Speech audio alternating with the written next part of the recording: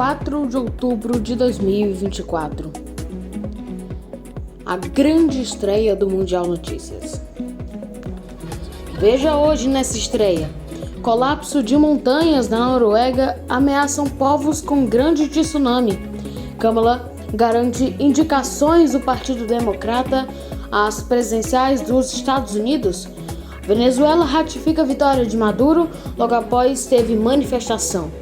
E os parisienses caem na festa da Olimpíada. Fazenda Malungá, produção sustentável de orgânicos em Brasília. Ramagem depõe a PF por suposta espionagem ilegal durante o governo Jair Bolsonaro. Presidente do COI condena ataques inaceitáveis e bocheadas. É a partir de agora no Mundial Notícias. Dom Artes Estamparia, estampando a sua ideia. E JMC Comercial, a loja referencial em descartáveis e produtos de limpeza. Mercearia Arcilon, tradição em preço baixo. Oferecem Mundial Notícias. Décadas atrás, a montanha Akneser, um mastodonte mineral coberto de musgo e arbustos, foi dividida. A partir daí, seu flanco oriental se rompe gradualmente, até 10 cm por ano, e desliza de maneira irreversível em direção ao fiord Sandnesfjord. Cientistas asseguram que uma parte da montanha vai desmoronar, provocando ondas gigantescas. Apesar do perigo, o fenômeno anunciado não chega a tirar o sono dos moradores ao redor do fiord ocidental da Noruega, que permanecem calmos perante a possibilidade de tsunami. Este não é um problema diário, não falamos sobre isso todos os dias, porque todos sabem que o sistema de alerta e as medidas de emergência são muito eficazes. Segundo um relatório de avaliação de riscos, publicado em 2016 pela Defesa Civil norueguesa, há 54 milhões de metros cúbicos de rocha que podem ruir em blocos e gerar ondas com dezenas de metros de altura. Essas ondas podem atingir em minutos uma dezena de cidades próximas ao sistema de fiordes.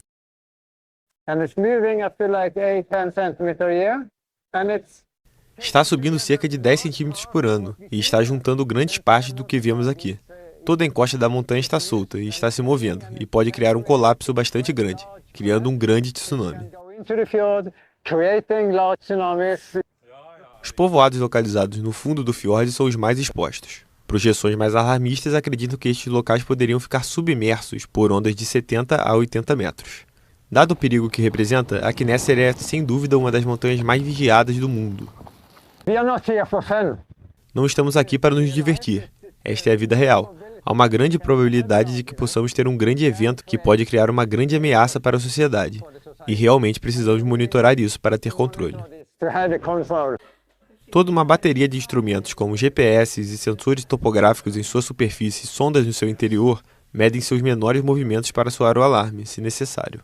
Segundo os geólogos, o maciço rochoso não desabará repentinamente no fiord. O colapso principal deverá ser precedido por sinais que darão tempo para retirar as populações. A onda vai se propagar no fiord.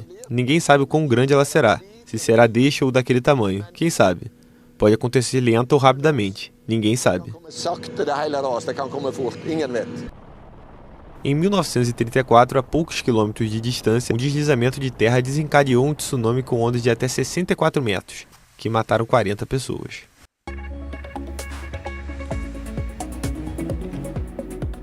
Vocês viram aí, né? Povoados da Noruega vivem sob uma ameaça de um colapso considerado inevitável nas montanhas do país. Apesar do perigo, os moradores da região mantêm a rotina sem nenhum alarde parente à possibilidade de tsunami.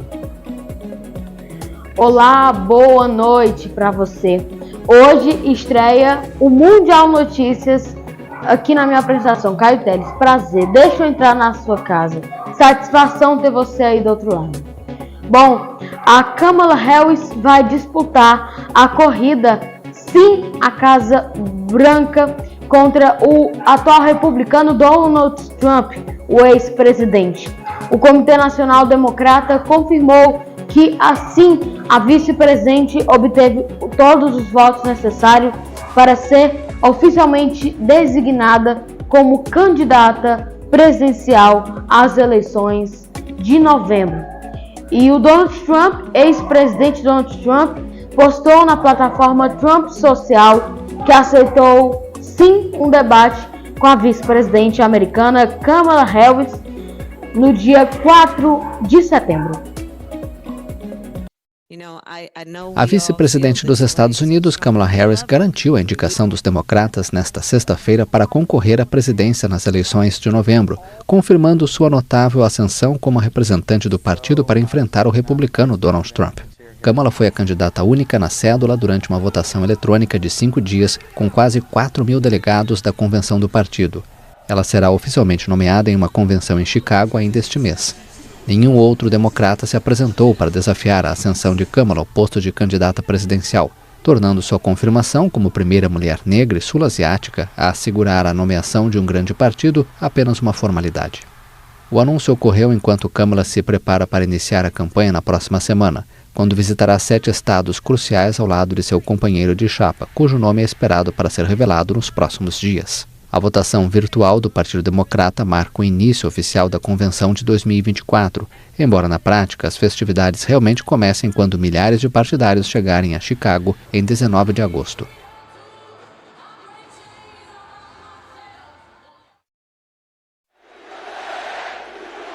Donald Trump vai participar de um debate com Kamala Harris. O candidato republicano à presidência dos Estados Unidos anunciou que aceitou enfrentar a rival democrata no canal Fox News no dia 4 de setembro. Trump comunicou a decisão em uma rede social horas depois de a vice-presidente ter os votos necessários para ser candidata do Partido Democrata nas eleições presidenciais de novembro.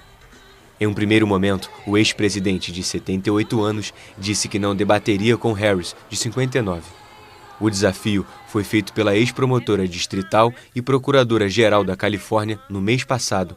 Kamala provocou o candidato em um comício de campanha em Atlanta, afirmando que se Trump tivesse algo a dizer, deveria falar na frente dela.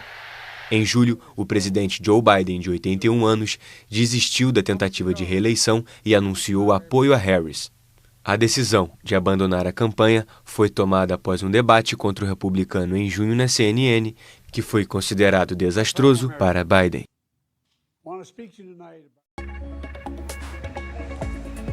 A autoridade eleitoral da Venezuela confirmou nesta sexta-feira a vitória do presidente Nicolás Maduro, mas as eleições de 28 de julho, que a oposição denuncia como uma fraude, às vésperas de novas mobilizações. A autoridade eleitoral da Venezuela confirmou nesta sexta-feira a vitória do presidente Nicolás Maduro nas eleições de 28 de julho, que a oposição denuncia como uma fraude. A confirmação ocorreu às vésperas de novas mobilizações neste sábado. O último boletim do Conselho Nacional Eleitoral, lido pelo presidente Alves Amoroso, atribuiu a Maduro 6,4 milhões de votos, contra 5,3 milhões do opositor Edmundo González Urrutia, representante da líder opositora Maria Corina Machado, que foi inabilitada. O resultado confirma a vitória já anunciada no domingo para um terceiro mandato de 6 anos ao presidente de esquerda, embora países como Estados Unidos, Argentina, Uruguai, Equador, Costa Rica e Peru reconheçam como ganhador González Urrutia, que reivindica a vitória. Maduro, de 61 anos no poder desde 2013, convocou para este sábado o que chamou de a mãe de todas as marchas para celebrar a vitória. A oposição também convocou mobilizações em todo o país. O líder opositor e jornalista Roland Carrenho, que esteve preso na Venezuela entre 2020 e 2023 por acusações de terrorismo, foi detido nesta sexta-feira em Caracas, denunciou o partido político ao qual o dirigente pertence. Denunciamos perante o país e a comunidade internacional a prisão arbitrária de Carrenho, publicou na rede social X o Partido Vontade Popular, ao qual pertencem os líderes opositores exilados Leopoldo Lopes e Juan Guaidó.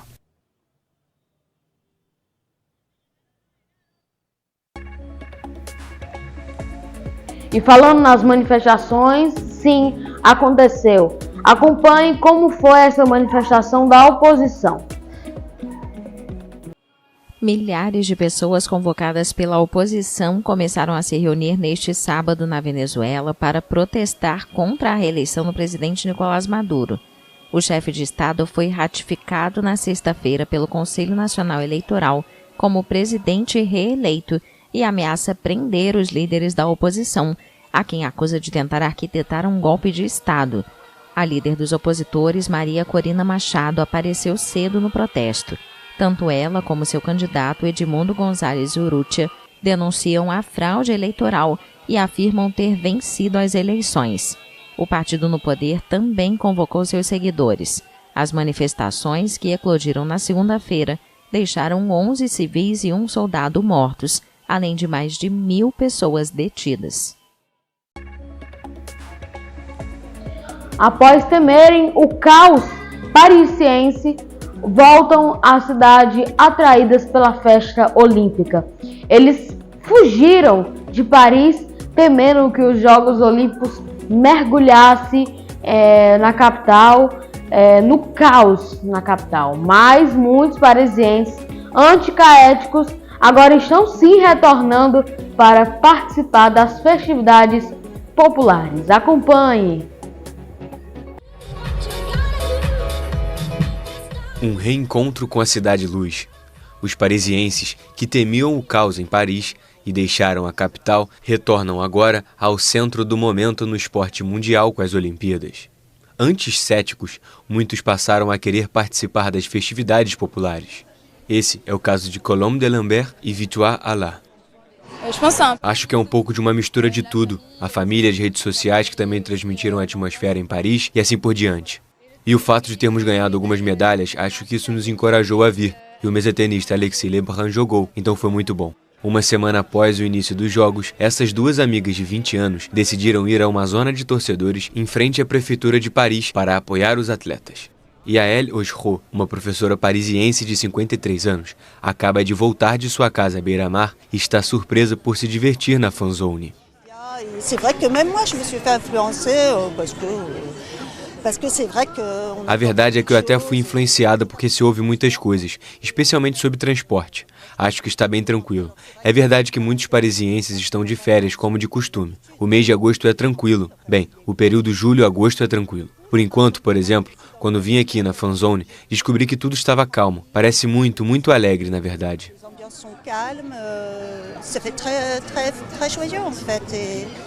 O número de parisienses convertidos para os jogos é difícil de calcular, especialmente quando o transporte público está em níveis semelhantes ao de 2023, 500 mil pessoas por dia. Mas a tendência de entusiasmo deve ter um efeito dominó nas vendas de ingressos para os Jogos Paralímpicos, programados para ocorrer de 28 de agosto a 8 de setembro.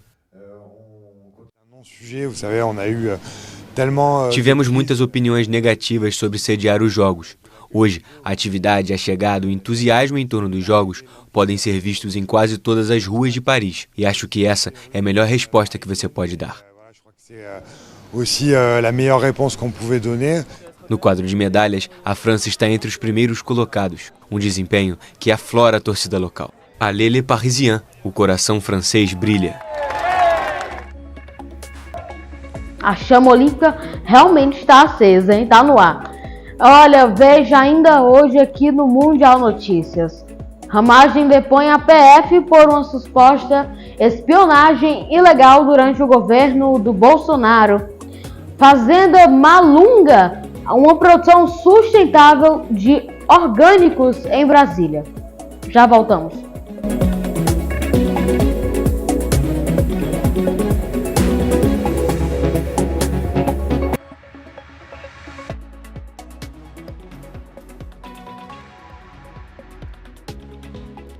Mundial Notícias é patrocinado por Dom Artes Estamparia, estampando a sua ideia, e JMC Comercial, a loja referência em descartáveis e produtos de limpeza. Mercearia Acilon, tradição e preço baixo.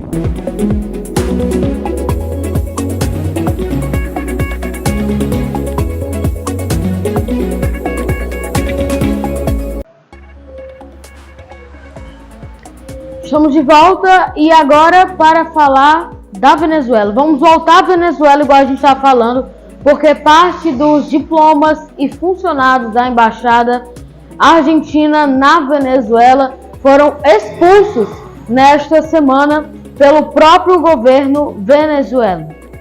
Venezuela de Nicolás Maduro desembarca em resto Desembarcou ontem, no sábado, no Aeroporto Internacional de Ministro Piastri, localizado na Ezeiza, na província de Buenos Aires, depois de uma viagem de mais de um dia que incluiu escalas em Portugal e Espanha.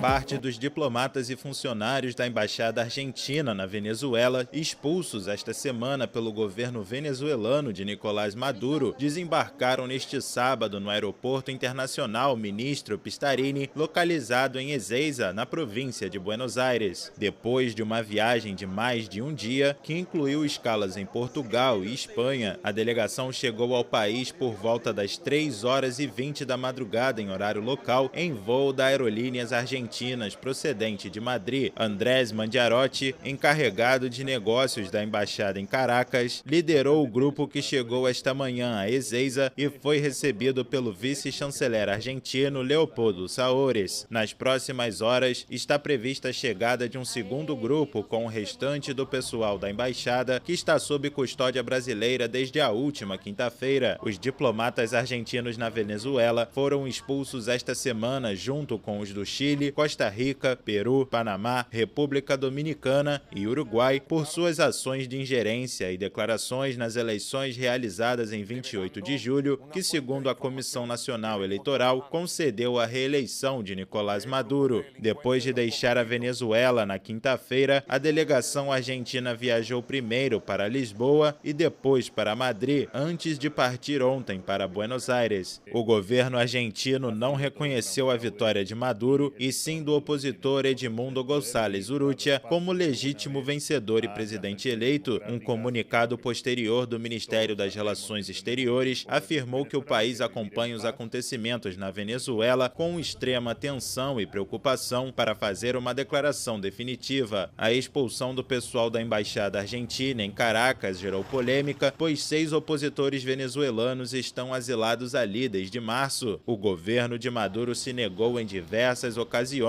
a lhes conceder um salvo-conduto para deixar o país, e as autoridades argentinas chegaram a denunciar assédio contra a sede diplomática nos últimos dias. Já aqui no Brasil, vamos contar a história da fazenda Malunga. Ela que é perto de Brasília e é uma das 3 maiores produtoras de hortaliças orgânicas do Brasil. Graças ao modelo de produção, com a sua preservação de seu próprio fundador, Joe Valle, o mercado de produtos orgânicos teve um grande salto em 2020, durante a pandemia de Covid. E desde então, vem registrando seguidos aumentos.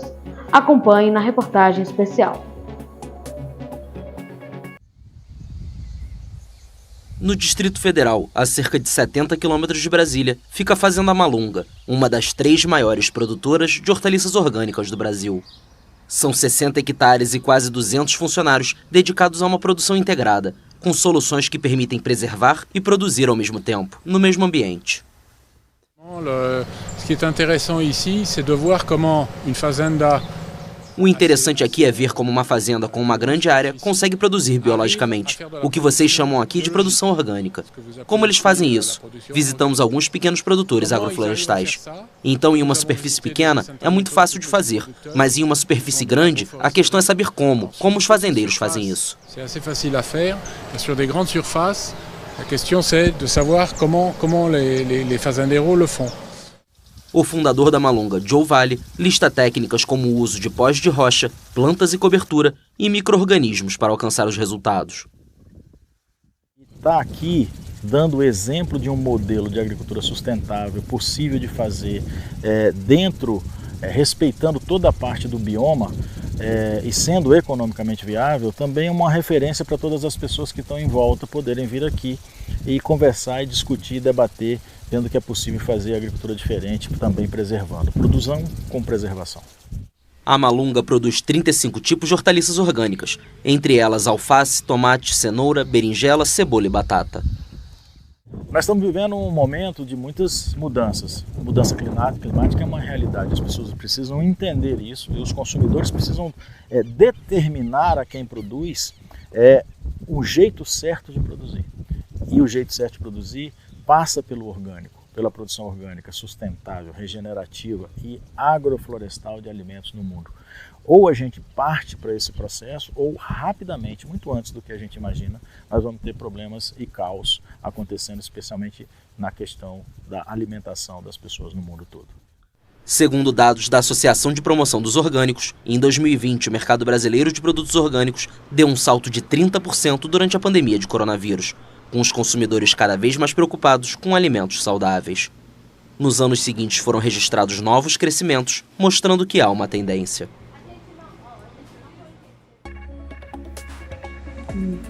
E a investigação sobre o possível organização criminosa dentro da ABIN para monitorar importantes figuras políticas como ministros do Supremo Tribunal Superior, o STF e até jornalistas, ganhou um novo capítulo nesta quarta-feira desta semana.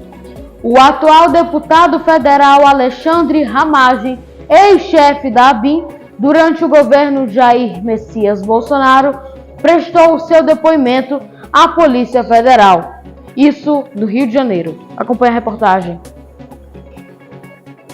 O deputado federal Alexandre Ramagem, chefe da Agência Brasileira de Inteligência durante o governo de Jair Bolsonaro, prestou depoimento nesta quarta-feira na Superintendência da Polícia Federal no Rio de Janeiro.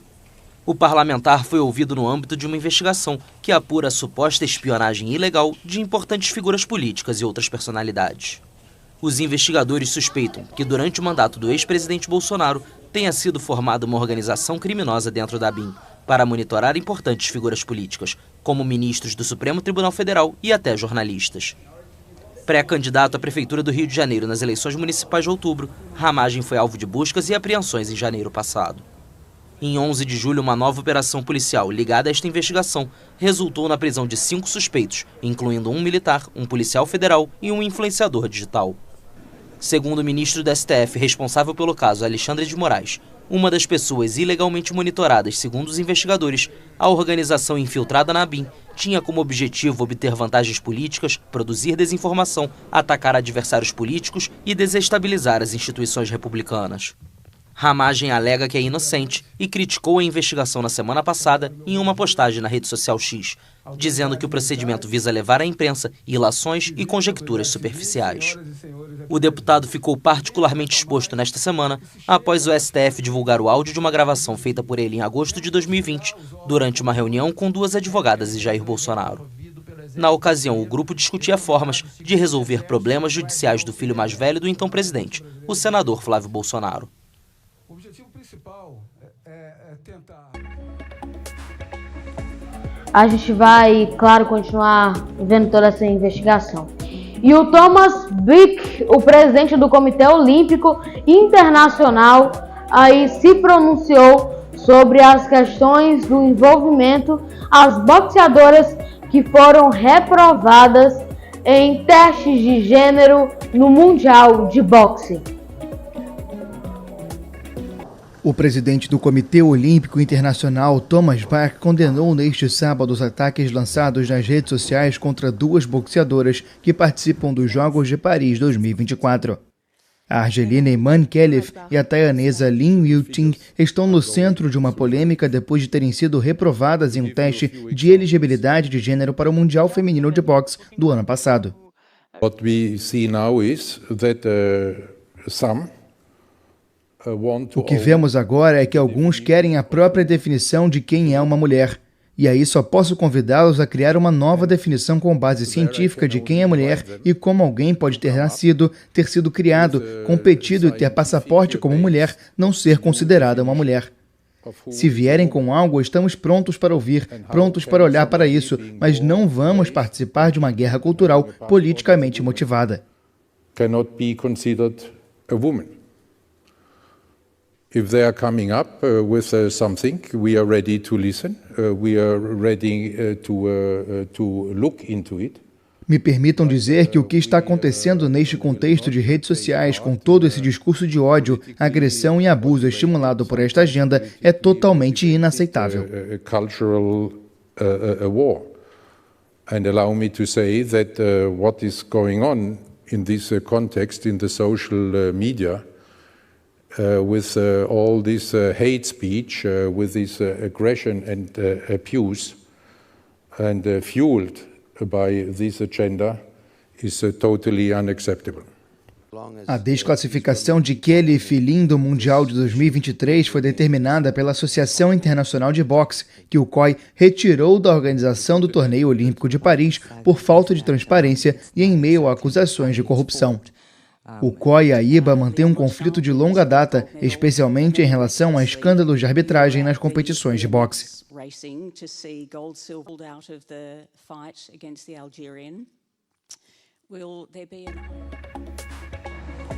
E ainda nas Olimpíadas, mas agora para falar de coisa boa, o Brasil foi ouro, foi prata, foi bronze, meu irmão, foi um monte de coisa.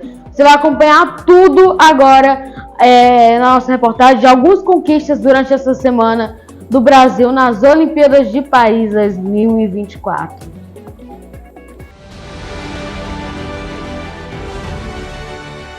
O Brasil ganhou nesta sexta-feira a primeira medalha de ouro nos Jogos Olímpicos Paris 2024. O lugar mais alto do pódio veio com a judoca Beatriz Souza. A brasileira derrotou a israelense Hars Erjko, vice-líder do ranking mundial, e conquistou o título olímpico da categoria feminina mais 78 quilos. A vitória veio com um vazare aos 44 segundos de combate. Este é o primeiro ouro olímpico do judô brasileiro desde o título de Rafaela Silva no Rio 2016 e a terceira medalha da modalidade na capital francesa, ao lado da prata de William Lima e o bronze de Larissa Pimenta. Beatriz, de 26 anos, derrotou na semifinal a francesa Romane Dicot, medalha de bronze nos Jogos de Tóquio em 2021 e sua algoz na final do Mundial da categoria disputado em 2022 em Tashkent, no Uzbequistão. Na primeira luta, a paulista conseguiu um ippon rápido no duelo de oitavas de final contra a nicaragüense Isayana Marenko. Nas quartas, ela superou a sul-coreana Ha-Yoon Kim com um vazare no Golden Score. No masculino, Rafael Silva, o Baby, foi eliminado na estreia da categoria acima de 100 quilos, ao ser derrotado por ippon pelo judoca do Azerbaijão, Ushang Kokauri. Baby, medalhista de bronze nos Jogos de Londres 2012 e Rio 2016, voltará ao tatame em Paris na competição por equipes que acontece neste sábado.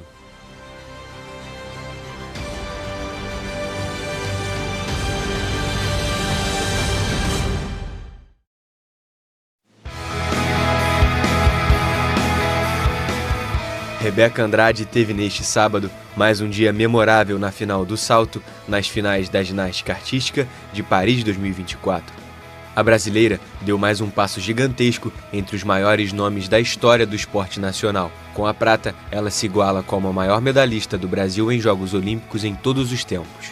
A atleta do Flamengo chegou a 5 medalhas em Olimpíadas, a mesma marca de Robert Scheidt e Torben Grael, ambos na vela.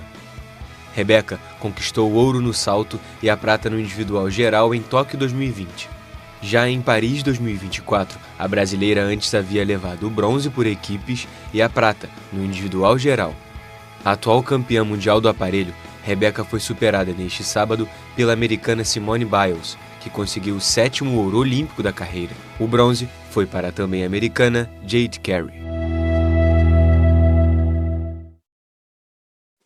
Mais uma medalha para o judô brasileiro. Na disputa por equipes, o Brasil conquistou o bronze em um confronto emocionante com a Itália. O judô por equipes foi uma novidade dos últimos Jogos Olímpicos em Tóquio e consiste em 6 lutas de atletas de diferentes pesos até que um país some 4 pontos. Caso haja um empate em 3-3, um sorteio define qual peso será o desempate, em uma luta que já começa no ponto de ouro, em que a primeira pontuação define o vencedor. Na disputa do bronze, Rafael Macedo e Beatriz Souza foram os primeiros a lutar e venceram. Leonardo Gonçalves foi derrotado, seguido por uma vitória de Rafaela Silva e uma derrota de William Lima. Kathleen Quadros teve uma segunda chance de fechar a série para o Brasil, mas também foi derrotada. No sorteio, ficou definido que Rafaela Silva, ouro em Rio 2016, faria a luta decisiva. Em poucos segundos, ela acabou com a luta e garantiu o bronze para o Brasil. Esta é a 28ª medalha do judô brasileiro, a modalidade com mais conquistas para o país na história dos Jogos Olímpicos.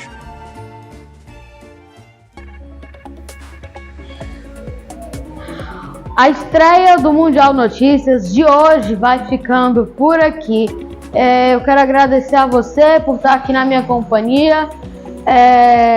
Vamos lá que o nosso tempo é curto, né? Esse novo projeto, todos os domingos à noite, com notícias mundiais, nacionais, focando no Mundial, você vai acompanhar aqui na TV Mundial, no Mundial Notícias, na minha apresentação Caio Teles, né? E é isso que eu tenho para dizer, tá? Eu sou a sua nova companhia. Era o que faltava aqui na TV Mundial, na grade.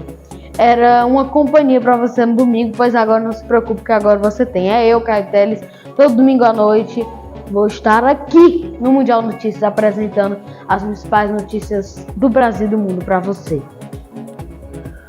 Para mais informações do Brasil e do mundo, o Jornal Mundial na segunda vem com você. Eu volto ao domingo à noite aqui no Mundial Notícias. Para rever essa edição de estreia, é só voltar o vídeo aqui no YouTube. Lembre-se de seguir as nossas redes sociais, @TV Mundial Oficial. Uma boa noite para você, um bom final de semana. Até próximo domingo. Quer dizer, até segunda no JM, né? Tchau, tchau.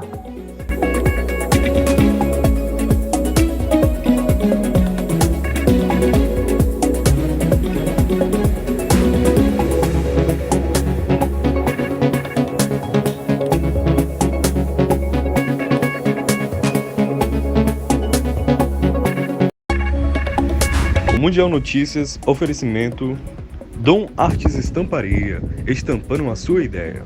JMC Comercial, a loja referência em descartáveis e produtos de limpeza. Mercearia Seu Acilon, tradição em preço baixo.